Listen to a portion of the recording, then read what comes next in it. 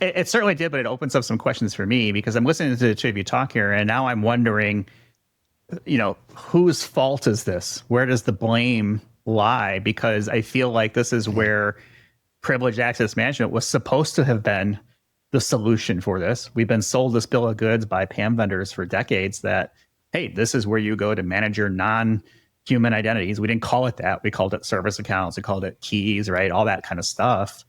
But listening to the two of you makes me feel like, okay, what do you mean? I thought PAM was supposed to do that and it's not doing it. And that has opened up the door for these new vendors to come in and specialize in this version of PAM 2.0 or 3.0 or whatever we want to call it. But I almost have a feeling of a little bit of remorse here. It's like, all right, well, PAM was supposed to do this. Why isn't it doing it? And I don't know if that's a fair assessment based on the conversation so far, or just kind of my experience with PAM solutions. But I'm curious to see. I think it's different. Sorry to interrupt. No, please go ahead. I think if you ask me, was PAM designed to solve NHI? I would say partly.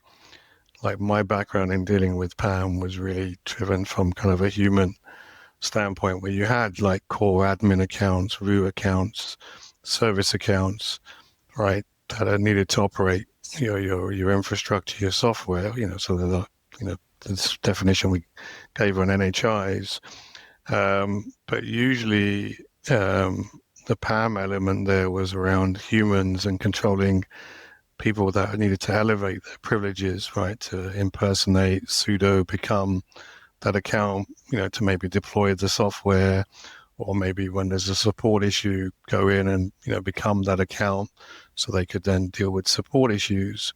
So yes, it was there to protect kind of your keys to your kingdom, like your most privileged accounts.